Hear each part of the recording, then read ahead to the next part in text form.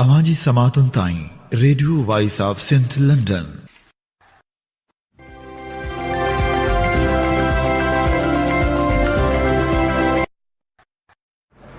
Radio voice of Sindh London तां programme पेश कजे थो ख़बरनि जी दुनिया।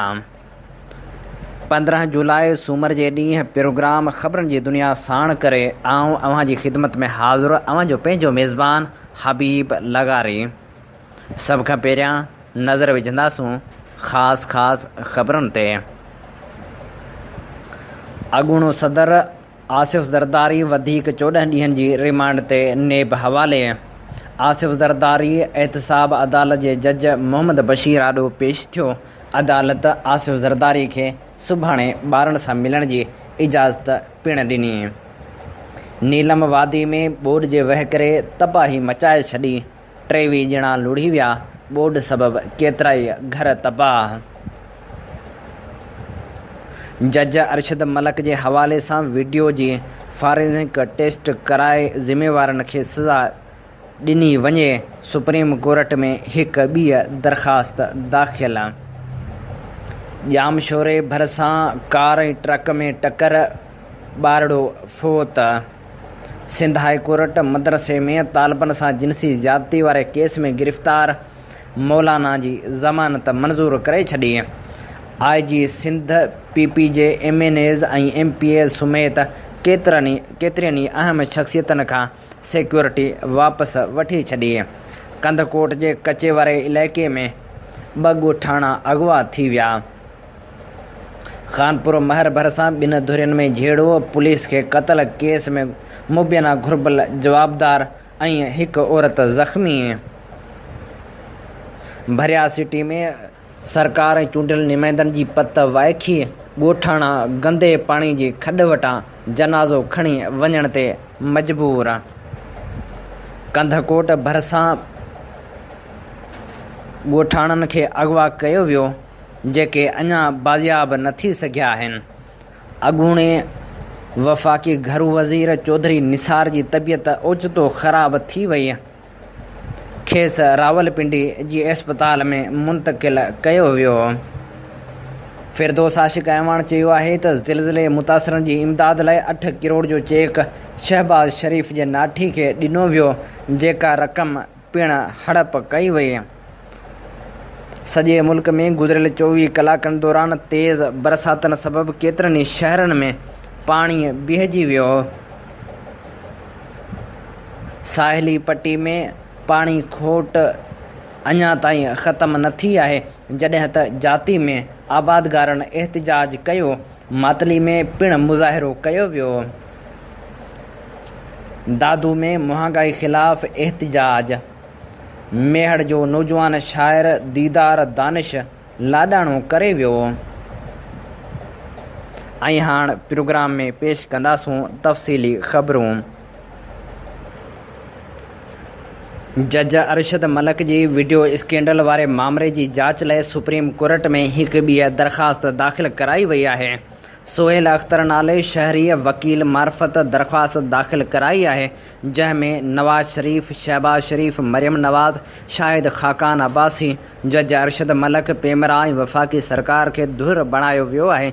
दरख़्वास्त में इस्तदा कई वई आहे त जज अरशद मलक जे हवाले सां वीडियो जी टेस्ट कराई वञे। वीडियो में अदलिया खे छीहो रसाइण जी कोशिश कई वई आहे। दरख़्वास्त में इस्तदा कई वई त पेमरा खे वीडियो जे हवाले सां समूरो रिकॉर्ड मुहैया करण जो हुकुम ॾिनो वञे ऐं ज़िम्मेवारनि खे सज़ा ॾिनी वञे। मुज़फ़राबाद जी नीलम वादी में लेसवा वटि तूफ़ानी बरसात ऐं ॿोॾि जे वहिकरे तबाही मचाए छॾी आहे। 23 ॼणा ॿोॾि जे वहिकरे में लुढ़ी विया आहिनि, जिन जा लाश हथ न अची सघिया आहिनि। ॿोॾि जे वहिकरे में 2 मस्जिदूं ऐं 1.5 दर्जन खां मथे घर पिणु लुढ़ी विया, जॾहिं त मुतासिर इलाइक़नि में इमदादी कार्रवाइनि लाइ टीमूं पिणु उमाणियूं वियूं आहिनि। लुढ़ी वियल माण्हुनि में तबलीगी जमायत जा 10 माण्हू पिणु शामिल आहिनि, जिन जो वास्तो लाहौर जिन मां 4 ॼणनि जो वास्तो लाहौर सां आहे, जॾहिं त 5 ॼणा फैसलाबाद सां वास्तो रखनि था ऐं हिकु शेखुपुरा जो ॿुधायो वञे थो। तबलीगी जमायत जा माण्हू मस्जिद में वेठल हुआ त सैलाबी रेले में मस्जिद लुढ़ी वई। जाम शोरे रेलवे स्टेशन वेझो इंडस हाईवे ते कार ऐं ट्रक जो आम्हूं साम्हूं टकर थी पियो। हैदराबाद जे टंडे वली मोहम्मद जो 2 सालनि जो ॿारड़ो अमर पुट फैसल चंड मौक़े ते फ़ौत थी वियो, जॾहिं त फैसल चंड मोहम्मद अली चंड यासमीन ज़ाल फैसल अनेक पुट फैसल ऐं 4 सालनि जी सिलज़ा धीअ फैसल सख़्तु ज़ख़्मी थी पिया। सिंध हाई कोर्ट मदरसे में तालिबनि सां जिनसी ज़्यादती वारे केस में गिरफ़्तार मौलाना मोहम्मद आलिम जी ज़मानत मंज़ूर करे वरिती आहे। सिंध हाई कोर्ट में मदरसे अंदरि तालिबनि सां जिनसी ज़्यादती वारे केस में गिरफ़्तार मौलाना मोहम्मद आलिम जी ज़मानत वारी दरख़्वास्त ते ॿुधणी थी। अदालत कोरंगी जे मदरसे सां वास्तो रखंदड़ मौलाना मोहम्मद आलिम जी ज़मानत मंज़ूर करे वरिती ऐं ट्रायल कोर्ट खे 2 महीननि अंदरि केस जो फ़ैसिलो ॾियण जो हुकम कयो। IG सिंध कलीमी इमाम जे हिदायतनि ते PP जे MNAs ऐं MPs समेत केतिरनि ई अहम शख़्सियतनि खां सिक्योरिटी वापसि वरिती वई आहे। सिंध में हुकूमती, सियासी ऐं ॿियनि शख़्सियतनि जी सिक्योरिटी लाइ पुलिस हेडक्वार्टर जा अहलकार मुक़ररु कया विया हुआ। IG सिंध जी हिदायत ते खेनि वापसि हेडक्वार्टर तलब कयो वियो आहे। ज़रियनि जो चवणु आहे त पीपल्स पार्टी जे जिन असेंबली मेंबरनि खां इज़ाफ़ी सिक्योरिटी वापसि वरिती वई आहे, उन्हनि में सूबाई वज़ीर सईद गनी ऐं शहला रज़ा बि शामिल आहिनि। ज़रियनि मूजिबि 2 वज़ीरनि खे ॾिनल इज़ाफ़ी पुलिस मोबाइल्स वापसि हेडक्वार्टर तलब कयूं वियूं आहिनि। ख़ानगी इदारे जी रिपोर्ट मूजिबि वॾे वज़ीर जी हिदायत ते 2 वज़ीरनि खे सिक्योरिटी ख़दशनि सबबि इज़ाफ़ी सिक्योरिटी ॾिनी वई। रिपोर्ट में ज़रियनि जे हवाले सां ॿुधायो वियो आहे त पीपल्स पार्टी जे MNA आगा रफ़ीउल्लाह खां बि सिक्योरिटी वापसि वरिती वई आहे। कंदकोट जे कचे घोड़ा घट पुलिस थाणे जी हद भनर वटि ॻोठ झंगल मां 2 ॻोठाणा अगवा थी विया। ॻोठ झंगल सावंद वासी शाहबदीन साथी सुमेत मोटरसाइकिल ते पंहिंजे ॻोठ तरफ़ वेंदे हथियार बंदनि हथां अगवा थी वियो। इस्लामाबाद जी एहतसाब अदालत आसिफ ज़रदारी खे वधीक 14 ॾींहनि जी रिमांड ते नेब हवाले करे छॾियो आहे। अॻूणे सदर आसिफ ज़रदारी खे नेब एहतसाब अदालत नंबर 1 जे जज मोहम्मद बशीर आॾो पेश कयो, जंहिं दौरान लतीफ़ खोसा तरफ़ां आसिफा भुट्टो खे वालिद आसिफ ज़रदारी सां मुलाक़ात जी इजाज़त ॾियण लाइ दरख़्वास्त दाख़िल कई वई हुई, जंहिं ते जज रिमार्क्स ॾींदे चयो त छा कजे, मिलण जी इजाज़त ॾिनी वञे या न। जेकॾहिं आसिफा अॼु बि अदालत आई आहे त अॼु ई वालिद सां मिली वठे। वकील लतीफ़ खोसा चयो त हूअ अॼु त मिलंदी, पर सुभाणे बि मुलाक़ात जी इजाज़त ॾिनी वञे। जज मोहम्मद बशीर पुछो त जांच ऑफिसर किथे आहे, जिते नेब प्रोसिक्यूटर ॿुधायो त रस्ते ते आहे, थोरी देरि में पहुची वेंदो। उनखां पोइ अदालत 15 मिंटनि लाइ ॿुधणी मुलतवी कई। वक़फ़े खां पोइ ॿीहर ॿुधणी थी त नेब तरफ़ां आसिफ ज़रदारी जे 14 ॾींहनि लाइ रिमांड जी इस्तदा कई वई। अदालत आसिफ ज़रदारी खे वधीक 14 ॾींहनि जे रिमांड ते नेब हवाले कंदे खेसि 29 जुलाई ते ॿीहर पेश करण जो हुकुम ॾेई छॾियो। उनखां सवाइ अदालत आसिफ ज़रदारी खे सुभाणे 3 वॻे ॿारनि सां मुलाक़ात करण जी इजाज़त ॾेई छॾी। लाड़काणे मां खंभे गुम कयल प्राइमरी उस्ताद काशिफ़ टगड़ ऐं प्रोफेसर ग़ुलाम शबीर कलोड़े जी आज़ादी लाइ संस वारसनि पारां अलॻि अलॻि एहतिजाजी मुज़ाहिरा कया विया। इन ॾस में लाड़काणे शहर जी शेख ज़ैद कॉलोनी मां खंभे गुम कयल प्रोफेसर ग़ुलाम शबीर कलोड़ो जी आज़ादी लाइ संस वारसनि, समाजी अॻुवाननि ऐं शागिर्दनि पारां लाड़काणे प्रेस क्लब अॻियां एहतिजाजी मुज़ाहिरो कयो वियो। उन मौक़े ते अयाज़ अली कलोड़ो, अली रज़ा, मोहम्मद इरफ़ान, इरशाद अली, ज़ुल्फ़कार अली सुमरो, नदीम अली चांडियो, इरशाद अली सोलंकी ऐं ॿियनि चयो त 11 महीननि खां पोइ आज़ाद थी घर पहुतल उस्ताद दानिश्वर ऐं समाजी कारकुन प्रोफेसर ग़ुलाम शबीर कलोड़ो खे हिकु भेरो ॿीहर घरां खंभे गुम कयो वियो आहे, जेको ज़ुल्म ऐं ज़्यादती आहे। जॾहिं त अॻु बि प्रोफेसर खे घर अंदरि दाख़िल थी करे खंभियो वियो हुआ, जंहिंखां पोइ 11 महीननि बाद संस आज़ादु कयो वियो हो। हीअ कहिड़ी रियासत आहे जंहिं अंदरि रहंदड़ खे ई खंभियो पियो वञे। एहतिजाज कंदड़नि आला इख़्तियारनि खे अपील कई त ख़ुदारा हिन मामले जो फ़ौरी नोटिस वठी उस्ताद दानिश्वर ऐं समाजी कारकुन प्रोफेसर ग़ुलाम शबीर कलोड़ो खे आज़ादु कयो वञे। होॾां खंभे गुम कयल प्राइमरी उस्ताद काशिफ़ टिगड़ जी आज़ादी लाइ संदन वारसनि आकाश टिगड़ ऐं ॿियनि प्रेस क्लब लाड़काणो अॻियां एहतिजाजी मुज़ाहिरो कयो। जाती में पुलिस एहलकार पीनू फ़क़ीर खां ख़ैरात वरितल पैसा फुरे वरिता, जंहिंजे ख़िलाफ़ मुतासिर फ़क़ीर फ़ोटो जोगी साफ़िन आॾो एहतिजाज कंदे दायो त आउं शहर जी डॉक्टर घटी में ख़ैरात पिनी रहियो हुअसि त पुलिस एहलकार रफ़ीक ख़्वाजा मूंखे रोके मूंखां 1200 रुपया फुरे वरिता। ख़ामोश रहण लाइ चयो। हुन मुतालबो कयो त इंसाफ़ कयो वञे। जॾहिं त इल्ज़ाम हेठि आयल पुलिस एहलकार खां पुछाणो कयो त हुन फ़क़ीर खे 810 रुपया वापसि कया ऐं चयो त ॿिया पैसा ख़र्च थी विया आहिनि। साहिली इलाइक़नि जी शाख़नि में पाणी जी हथरादू खोट ख़िलाफ़ आबादगारनि ॿीहर एहतिजाज शुरू करे छॾियो आहे। इन सिलसिले में ज़मींदार एक्शन फोरम जे अॻवाननि ख़ादम विंगाई, आदिल लिगारी, आजिज़ अली, मोहम्मद थहीम, नूर मोहम्मद थहीमूर, बेग बाडाई, चाचा अयूब डेरो ऐं ॿियनि जाती में एहतिजाजी मुज़ाहिरो कयो। हुननि मुतालबो कयो त जल्द पाणी फ़राहम कयो वञे। मातली में इमाम वाह जनूबी जी पुछड़ी जे आबादगारनि पाणी जी खोट ऐं रेंजर्स ऑपरेशन दौरान निकितल 62 गैर क़ानूनी पाइपनि खे MNA वॾे वज़ीर जे ख़ासि मुआवन इशफ़ाक़ मेमण पारां ॿीहर लॻाइण वारे अमल ख़िलाफ़ 50 किलोमीटर मार्च करे मातली प्रेस क्लब अॻियां एहतिजाजी मुज़ाहिरो करे धरणो हयो। उन मौक़े ते अॻवाननि ग़ुलाम मुस्तफ़ा जलालाणी, मोहम्मद आरिब ख़ासकेली हयात ऐं ॿियनि दाही ते चयो त इमाम वाह जनूबी जे टेल में 3 सालनि खां पाणी जी खोट आहे। असां अॻूणे इंजीनियर तारिक केहर खे इमाम वाह जनूबी ते रेंजर्स मुक़ररु करण जी गुज़ारिश कई, जंहिंखे तक जे MNA बदिली कराए छॾियो।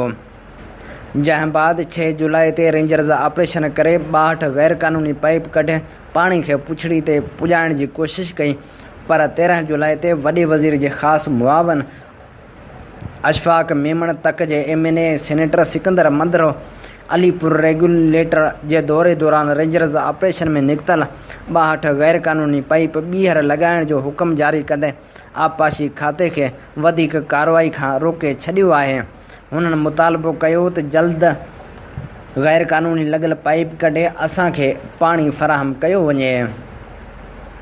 STP पारां महांगाई ख़िलाफ़ मुख़्तलिफ़ शहरनि में एहतिजाजी मुज़ाहिरनि जो सिलसिलो हलंदड़ आहे। काल्ह बि औरत अॻवान जमीला सूमरो ऐं ॿियनि जी अॻवाणी में STP जे कारकुननि जेकमाबाद में महांगाई ख़िलाफ़ एहतिजाजी मुज़ाहिरो कयो। ठुल में भतो न ॾियण तां क़तल कयल SUP कारकुन जा जवाबदार 8 ॾींहं गुज़रण बावजूदि अञा ताईं गिरफ़्तार न थी सघिया आहिनि, जॾहिं त क़ाइमुद्दीन सरकी जे क़ातिलनि जी गिरफ़्तारी लाइ मुख़्तलिफ़ शहरनि में एहतिजाजी मुज़ाहिरा कया विया। ठुल में जदोजहद एक्शन कमेटी जे सॾ ते शहरियुनि जोश बुरड़ो, अब्दुल कुदूस ऐं ॿियनि जी अॻवाणी में एहतिजाजी मुज़ाहिरो कयो। हुननि मुतालबो कयो त जल्द खां जल्द जवाबदार गिरफ़्तार कया वञनि, ॿी सूरत में एहतिजाजी धरणा हणंदासूं ऐं शहर में शटरबंद हड़ताल कई वेंदी। फुलजी थाणे जे SHO शहर जे मुख़्तलिफ़ हंधनि तां पेनू फ़क़ीरनि ख़ालिद पहवर, लक्ष्मण बागड़ी, नज़ीर पहवर, ज़ाहिद सोलंकी, अमजद लाशारी, बल्किसा जोगी, नसीबा जोगी, शबनम जोगी खे खंभे थाणे ते खणी वञी गदागरी एक्ट तहत केस दाख़िल करे छॾियो आहे। फुलजी पुलिस जी दलेरी ऐं अनोखी कार्रवाई ते साफ़िन SHO खां सुवाल कया, जंहिं ते SHO जवाबु ॾियण बदिरां क़ानूनी कार्रवाई जी ॻाल्हि कई। साफ़िन SHO खां 1 महीनो अॻु जिन्सी ॾाढाई बाद बेदर्दी सां क़तल कयल ॻोठ कुंडे जे ॿारड़े अख़्तर पहवर जे क़ातिलनि जी गिरफ़्तारी बाबति सुवाल कयो त उन ते SHO साफ़िन खे उबता जवाबु ॾींदे चयो त उहो कमु असांजो नाहे, SSB जांच कमेटी ठाही आहे, उहो उन जो कमु आहे। मेहड़ जो रहवासी नौजवान शाइर दीदार दानिश खोसो लाॾाणो करे वियो। दिलि जो दौरो पवण सबबि लाॾाणो करे वियल दीदार दानिश खोसो खे मेहड़ भरिसां ॻोठ ख़ुदादाद खोसो में मिटी माउ हवाले कयो वियो। नौजवान शाइर दीदार दानिश खोसे जे ओचिते विछोड़े ते सिंधी अदबी संगत ऐं नेशनल प्रेस क्लब मेहर जे साफ़िन ॾुख जो इज़हार कयो।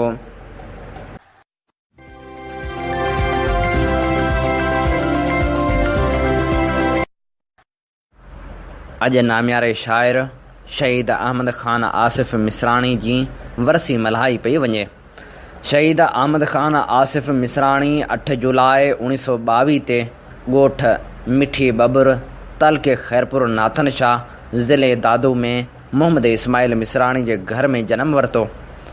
1936 में सिंधी फाइनल पास करण खां पोइ 1939 में तालीम बाग़ान में प्राइमरी उस्ताद मुक़ररु थियो। 1959 में अदीब आलिम ऐं 1961 में अदीब फाज़िल जा इम्तिहान पास कयाई। संस सॼी जमार पढ़ण ऐं पढ़ाइण में गुज़री आख़िर में हेड मास्टर जी हैसियत सां रिटायर थियो। पाण सिंधी ॿोली जो सुठो शाइर हो।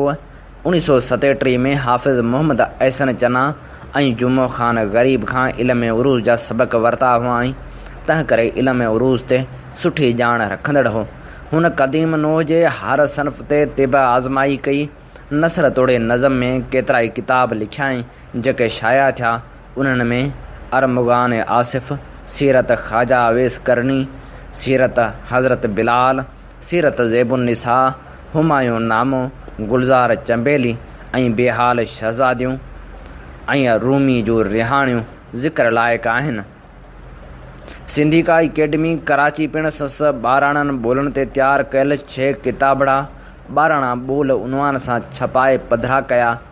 संस अदबी ख़िदमतनि जो एतिराफ़ तौरु खेसि चांदी जो तमो बि मिलियो।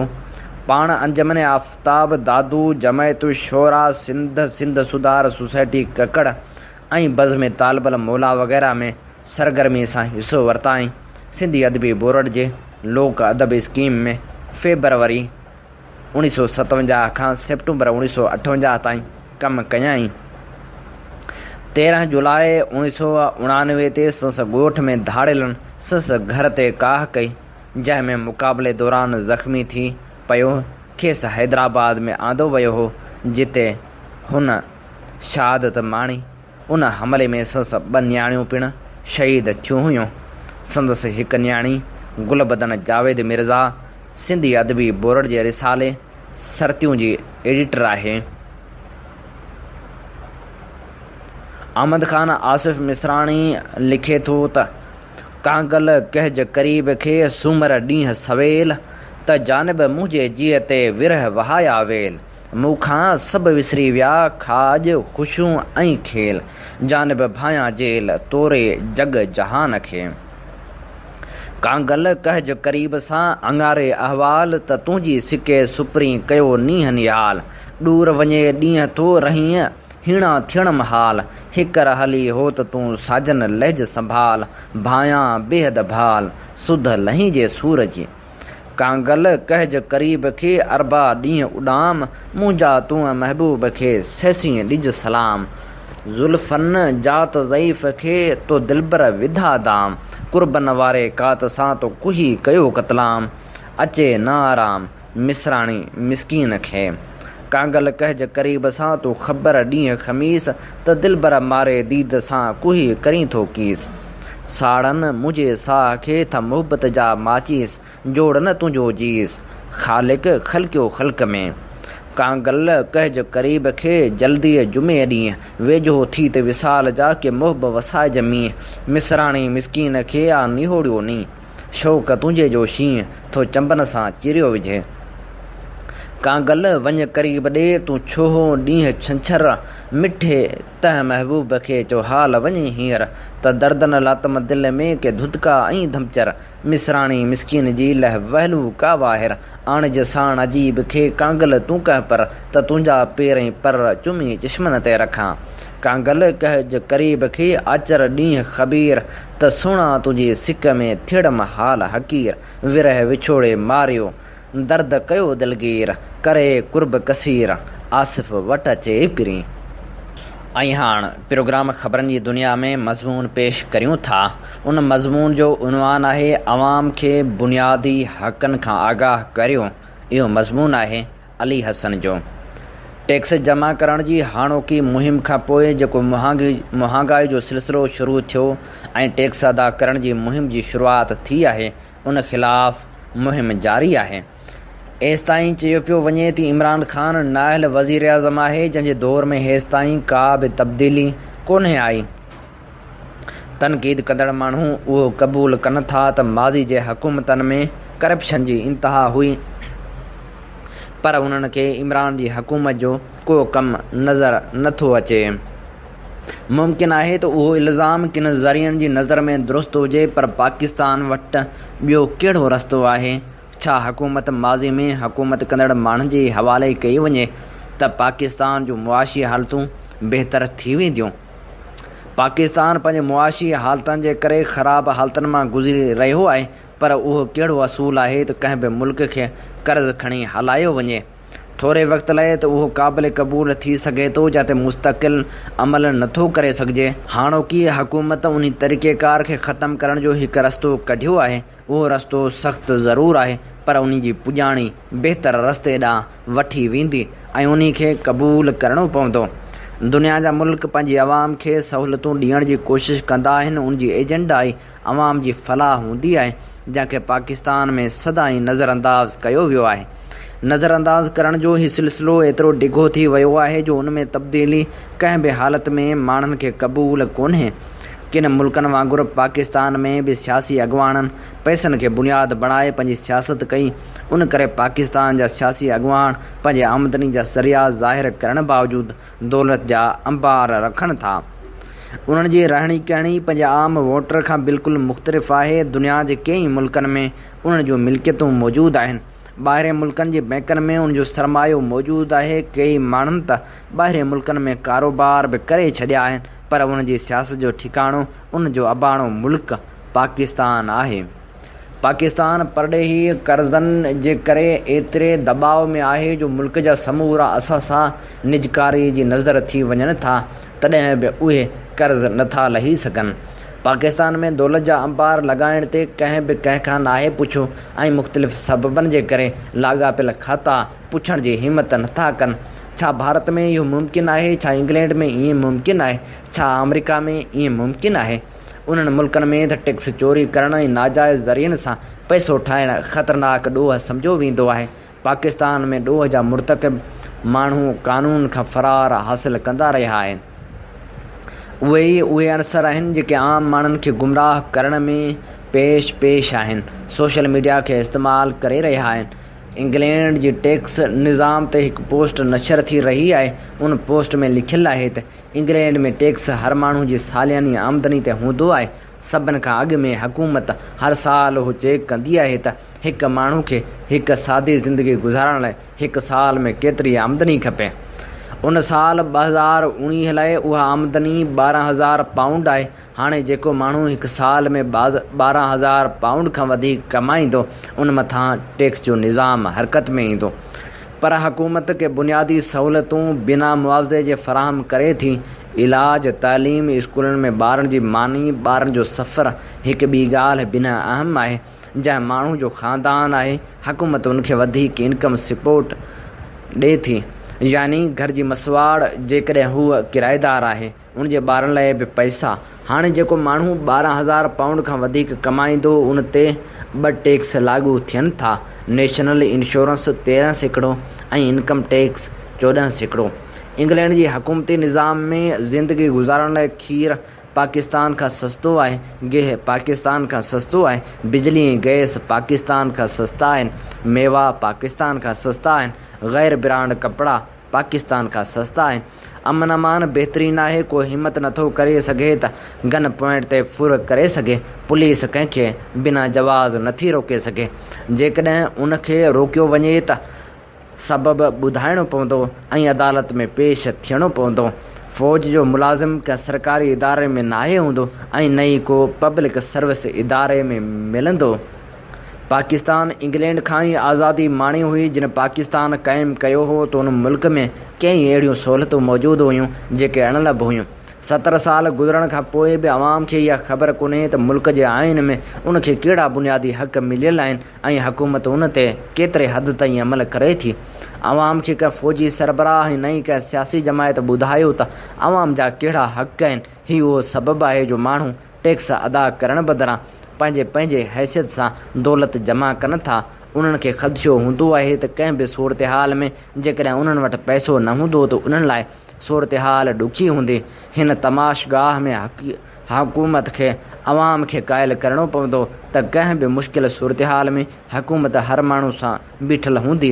जेसिताईं अवाम खे उहा ॻाल्हि ज़हन नशीन न कराई वेंदी, माण्हू पाकिस्तान में टैक्स अदा करण में दिलचस्पी न वठंदा। हीअ अली हसन जो मज़मून हो जंहिंजो उनवान हो अवाम खे बुनियादी हक़नि खां आगाह करियो। हाणे प्रोग्राम में शामिलु करियूं था अॼोको एडिटोरियल। इहो एडिटोरियल असां खयो आहे कोशिश अख़बार मां, जंहिंजो उनवान आहे कारोबार बंदि, हुकूमत होड़ ते क़ाइमु, मुल्क कीअं हलंदो। मुल्क जूं मुआशी हालतूं हिकु अहिड़े दौर मां गुज़री रहियूं आहिनि जेको अॻु में कॾहिं बि ॾिठो ऐं ॿुधो न वियो आहे। उहो सच आहे त हिन वक़्तु पाकिस्तान जी जेका इक़्तिसादी सूरत हाल आहे उन में जेकॾहिं ओधरूं इमदादूं ऐं कर्ज़ न वरितो वञे हा त न सिर्फ़ु मुल्क आलमी इदारनि वटि डिफ़ाल्टर थी वञे हा, पर चरखो हलाइण लाइ बि 4 पैसा न हुजनि हा। एसिताईं जो ख़ज़ाने में एतिरी बि ताक़त न बचे हा जो मुलाज़िमनि खे पघारूं मिली सघनि हा। अहिड़ी सूरत हाल में PTI हुकूमत कुझु चङा क़दम बि खयां आहिनि। वज़ीर अज़म मुल्क खे मुआशी बहरान मां कढण जूं कोशिशूं करे रहियो आहे, पर सूरत हाल एतिरी त ख़राबु आहे जो हिकु बहरान मां निकिरण जी कोशिशि कजे थी त ॿिया बहरान पैदा थी वञनि था। मिसाल तौरु पाण हुकूमत ते सख़्तु तनक़ीद करियूं था। उन सऊदी खां ओधर इमदाद वरिती आहे। गॾियल अरब इमारात सां बि साॻियो तरीक़ो इख़्तियार कयो वियो। क़तर मां बि उमेदूं लॻायूं वियूं आहिनि। अहिड़ी तरह चीन खां बि मदद वरिती वई आहे। साॻिए वक़्तु हुकूमत IMF खां कर्ज़ खयो आहे ऐं वर्ल्ड बैंक सां बि ॻाल्हियूं हलंदड़ आहिनि। हीअ सभु मामरा पंहिंजी जाइ ते, पर सच छा आहे? सच हीअ आहे त जेकॾहिं हुकूमत ईअं न करे हा त मुल्क हली न सघे हा। बहरहाल उन हूंदे बि कुझु अहिड़ियूं ॻाल्हियूं आहिनि जिन जी हुकूमत ज़िम्मेवार आहे ऐं जंहिंजे नतीजे में सॼे मुल्क अंदरि अफ़रा तफ़री मतल आहे। महांगाई जो हिकु तूफ़ान अची वियो आहे। उहा ई ॻाल्हि आहे त मौजूदा सरकार हाणोके मुआशी बहरान जो फ़ाइदो वठंदे अवाम ते ऐं कारोबारी माण्हुनि ते एॾो त बार उछलाए रही आहे जो मुआशी ज़िलज़िलो अची वियो आहे। मिसाल तौरु बजट में खरबे रुपयनि जा नवां टैक्स लागू कया विया, जंहिंजे नतीजे में हर शइ महांगी थी वई। हिन वक़्त ताईं केतिरा ई भेरा तेल, गैस ऐं बिजली जूं क़ीमतूं वधायूं वयूं आहिनि, जंहिंसां हुकूमत आवाम ते बेइंतहा टैक्स जो बार विझी छॾियो आहे। मार्केट ऐं समूरी ज़िंदगी पिणु मुतासिर थी रही आहे, पर हुकूमत पोइ ते ॾिसण लाइ तयार ई न आहे। गुज़िरियल हुकूमत सॼे मुल्क में शटर बंदि हड़ताल पिणु कई हुई, जेका तमामु वॾे पैमाने ते कामयाबु वई। वापारियुनि जो चवणु आहे त हुकूमत परेशान करे छॾियो आहे।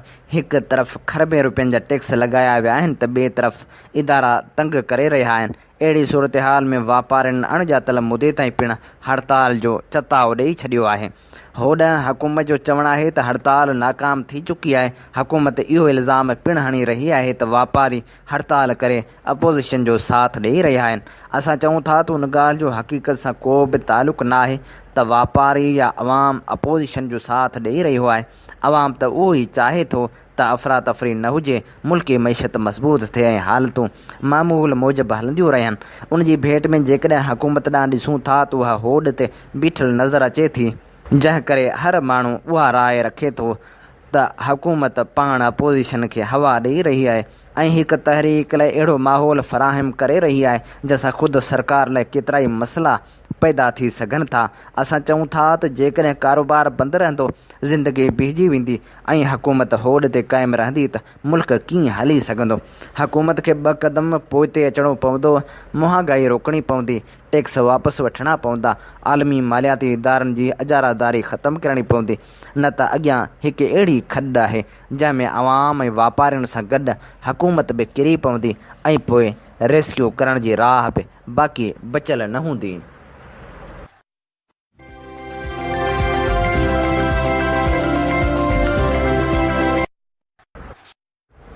प्रोग्राम ख़बरनि जी दुनिया में हाणे वरायूं था तारीख़ जा वर्क ऐं तारीख़ जे वर्कनि मां अव्हां लाइ पेश करियूं था चूंड लिखणी।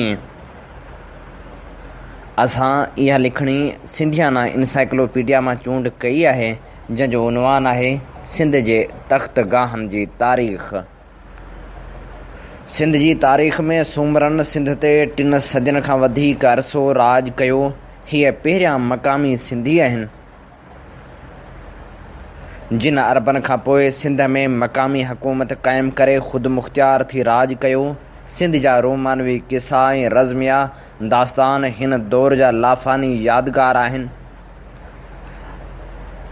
1035 ईस्वी में जॾहिं सिंध में सुल्तान अब्दुर्रशीद जी सल्तनत कमज़ोर थी, तॾहिं सिंध ते सूमरनि कब्ज़ो करे पंहिंजी गादी जो हंधु विघ कोट खे बणायो। विघ कोट हिकु बंदरगाह हो। डॉक्टर नबी बख्श ख़ान बलोच लिखे थो त विघ या वाघ वक़्त जो हिकु हसीन बंदरगाह हो, जंहिंखे वॾे भूंगर बादशाह ऐं वॾे दोदे सूमरे पंहिंजी गादी जो हंधु बणायो। किन बयाननि मूजिबि हू लाड़ ऐं कच्छ वारो सॼो मुल्क दलोराय जी हुकूमत जो हिसो हो, जेको पोइ पंहिंजे नाठी दोदे खे ॾिनो आहे। ईअं बि चयो वञे थो त विघ कोट असल में गुजरनि जो हो, पोइ उहो सूमरनि हथु कयो ऐं उनखे पंहिंजी गादी जो हंधु बणायाऊं। विघ कोट पोइ बि सूमरनि जी गादी जो हंधु रहियो, जिन जी हुकूमत मुल्तान खां वठी कच्छ ताईं क़ाइमु हुई। हिन ॾस में डॉक्टर बलोच साहब जो रायो आहे त मुल्तान जे ॾखणी भाङे में यानी मौजूदा बहावलपुर में मक़ामी तौरु सूमरा हाकिम ख़ुदि मुख़्तियार हैसियत में घणे वक़्त ताईं हुकूमत कंदा रहिया। उभरंदे नारे पतण वटि विघ कोट नाले हिकु शहर आबाद हो, जेको संदन तख़्तगाह हो।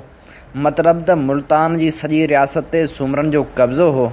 उभरंदे तरफ़ राजस्थान, लडाणो, जैसलमेर, ढट, भूंगल, बीकानेर, थर, ब्राह्मणाबाद ऐं अमरकोट या उमरकोट वग़ैरह ताईं हुई। ॾखण में गुजरात, मालो, काठियावाड़, कच्छ, मकरान, लसबेलो, कलात, छालावां, काची ऐं उत्तर उभरंदे में बलूचिस्तान, सिबी खां फिरी देरे गाज़ी ख़ान ताईं सूमरनि जी हुकूमत हुई। उहे विघ कोट जी शुरू दौर वारी हुकूमत जूं हदूं हुयूं। दोदे सूमरे जे दौर में सूमरनि जी हुकूमत जूं हदूं हेठि ॾखण तरफ़ कच्छ ताईं ऐं मथे उत्तर तरफ़ मीरपुर माथेले ताईं हुयूं। गादी जे शहर सां लाॻू परॻणे मर्कज़ी इरादे भूंगराणी भूअं सॾबी हुई, जंहिंमें विघ कोट ऐं रूपा तोड़े बंगार जा 12 शहर शामिल हुआ। गुजरनि जी शिकस्त खां पोइ अंदरूनी अमन अमान ऐं ज़रई आबादी जे इज़ाफ़े सां ही शहर वधियो ऐं हिते क़िलो बि ठाहिरायो वियो। उन वक़्तु विघ कोट जी हुकूमत में मुख़्तलिफ़ ज़ातियुनि वारा माण्हू हुआ, जिन मां के वज़ीर ख़ासि, अमीर अमरा ऐं फ़ौजी जनरल हुआ। विघ कोट में हुकूमत जो शाही दफ़्तरु मौजूदु हो, जेको पहिरियां ई हमीर सूमरे क़ाइमु कयो हो। उन दफ़्तर ते अछे रंग जो बादशाही झंडो चढ़ियलु रहंदो हो। मुल्क जे इंतिज़ाम लाइ उन दफ़्तरी अमले में आमिल ऐं कातिब मुक़ररु हुआ। सॼो दफ़्तरी कारोबार सिंधी ॿोली में थींदो हो। सॼो मुल्क सूबनि यानी नंढनि इंतिज़ामी परॻणनि में विरहायल हो। हर सूबो वरी शहरनि में तक़सीम थियल हो। बंगार जो सूबो निहायत ज़रख़ेज़ ऐं वॾो हो ऐं मंझंदि 12 शहर हुआ। उन दौर में गादी जे शहर में वॾियूं वॾियूं इमारतूं ऐं शाही महल अॼियल हुआ, जिन जी पीढ़ में पथर कम आंदल हुआ। दोदो सूमरो विघ कोट जो आख़िरी हुक्मरान हो, जंहिं सिंध जी आज़ादी, सालिमत ऐं ख़ुदि मुख़्तियारी लाइ अलाउद्दीन सां मुक़ाबिलो कंदे धरती तां सिर क़ुर्बान करे छॾियो। अॼु विघ कोट दड़नि जी सूरत में हिंदुस्तान जी सरहद में मौजूदु आहे।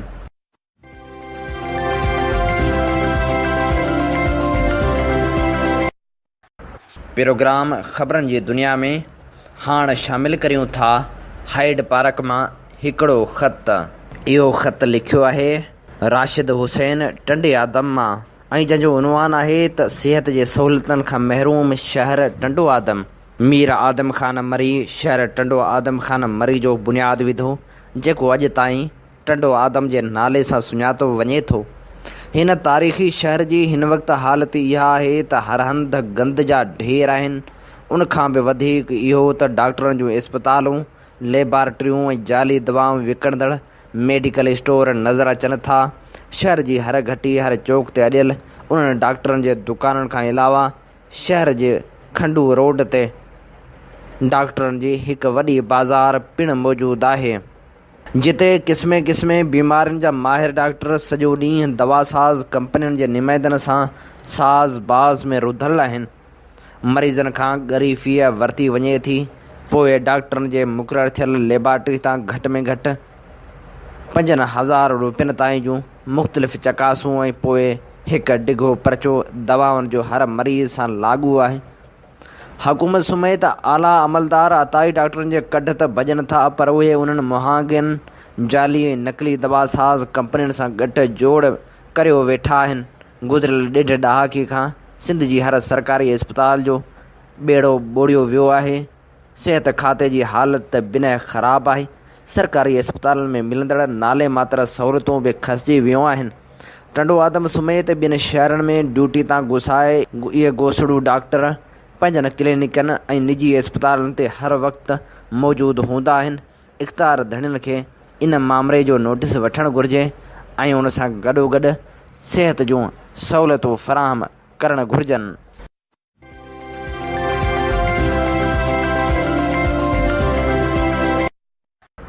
ख़बरनि जी दुनिया में हाणे शामिलु करियूं था कुझु ॾाहनि जा कोल।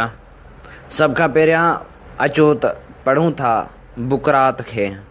सभ खां वधीक मुफ़लिस हाली वारो उहो आहे जंहिं वटि अमल सालिह न हुजे। जेकॾहिं तव्हांखे बुख घणो सताए त उन वक़्तु मानी खाईंदा करियो। हक़ीक़त में वॾो माण्हू उहो आहे जंहिंखे माण्हू वॾो माण्हू सम्झनि, पर हूअ पाण खे वॾो न सम्झे। ॻाल्हि खां सवाइ कॾहिं खिलंदा न करियो। असां दौलत सां ज़ाल ख़रीद करे सघूं था, पर दोस्त न। वधीक गरम खाधो खाइणु, सिज जी तरफ़ ॾिसणु, मथे ते गरम पाणी हारणु, नशे वारियूं शयूं इस्तेमालु करणु नज़र लाइ नुक़सानकार आहिनि। इल्मु वधीक आहे, उमिरि घटि, उहो सुख जंहिंसां सभु इल्मु अचनि। सुठी ॻाल्हि जंहिं बि चई आहे उहा सुठी आहे, उनखे गौर सां ॿुधो। असां दौलत सां नरम हंध ख़रीद करे सघूं था, पर निंड न। मायूसी इंसान लाइ सभ खां वॾी दुश्मन आहे। कावड़ कॾहिं कॾहिं क़ाबिल खां क़ाबिल इंसान खे बि बेवकूफ़ बणाईंदी आहे। जंहिं बीमारी जो सबबु मालूम हुजे उनजी शफ़ा बि मौजूदु आहे। जंहिं दर खां शक अंदरि दाख़िल थींदो आहे, उन दरवाज़े खां मुहबत ऐं एतमाद ॿाहिरि निकिरी वेंदो आहे।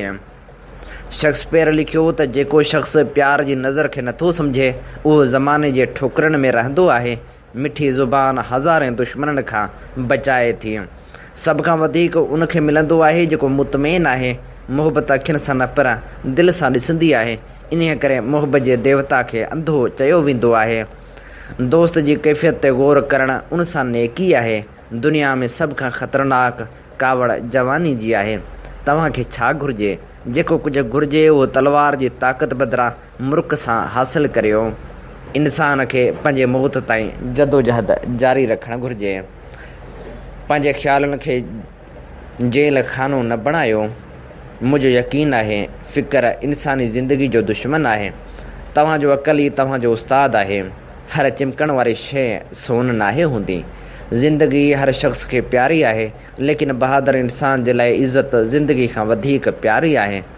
दिलनि खे फ़तह करण लाइ तलवार जी ज़रूरत न आहे, बल्कि अमल जी ज़रूरत हूंदी आहे। सिंध जे नामियारे शाइर शेख अयाज़ लिखियो, तूं काइनात खे सम्झणु छो थो चाहीं, किथे उहो तोखे ॿाध करे न छॾे।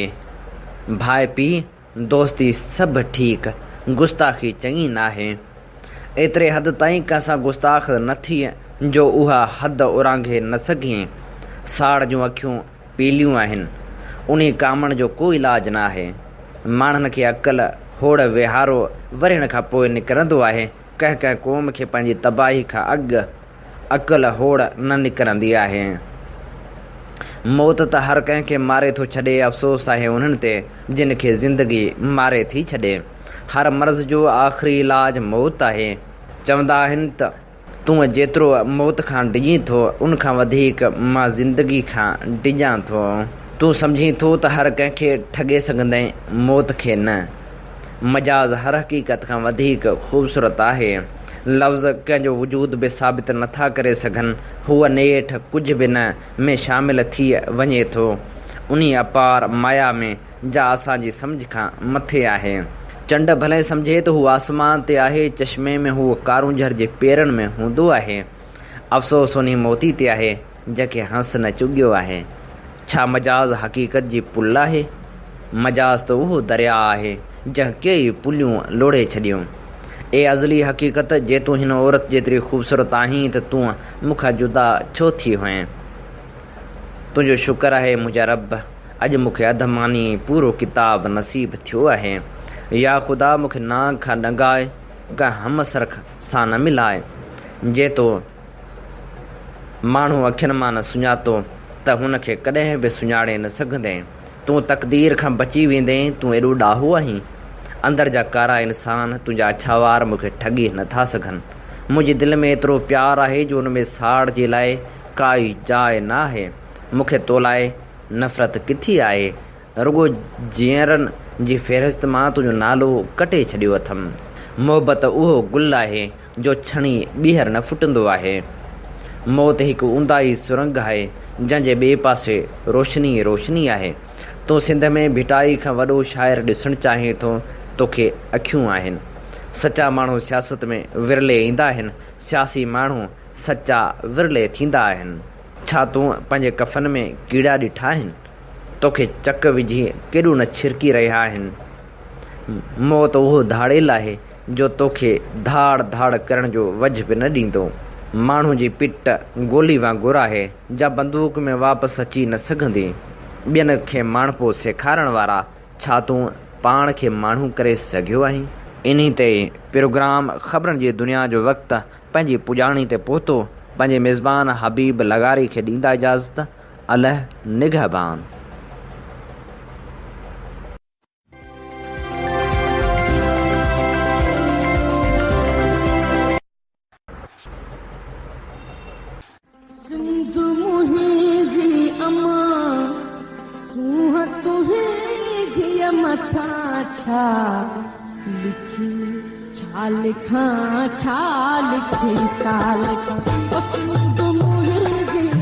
दुनिया जा सिंधियो हिक मुठ थी सिंध बचायो।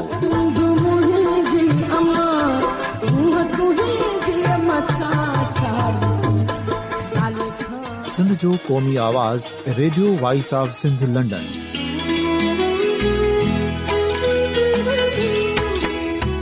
Radio voice of Sindh London पंहिंजी नशरियात में सिंध जी सियासत, समाज, इक़्तिसादियात, तारीख़, क़ौमी उमंगुनि ऐं इख़्लाक़ियात मुतलिक़ सिंध जी हक़ीक़ी तर्जुमानी कंदे प्रोग्रामनि खे असराइतो बणाइण लाइ सिंध जे घण घुरनि ऐं धरतीअ सां प्यार कंदड़ अदीबनि, दानिशवरनि, सहाफ़ियुनि, उस्तादनि, वकीलनि ऐं हर तबिके जे मानवारनि सजणनि खे सिंध में शऊरी इनकलाब लाइ सहकार जो सॾु ॾियूं था।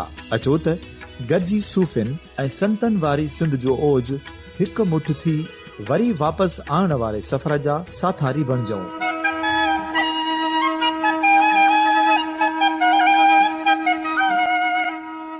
हिकु नए सुबुह जी शुरूआत जो पड़ाॾो घर घर, ॻोठ ॻोठ ऐं शहर शहर ताईं पहुचायो। शाल सिंध आबाद ऐं ख़ुशहाल थिए।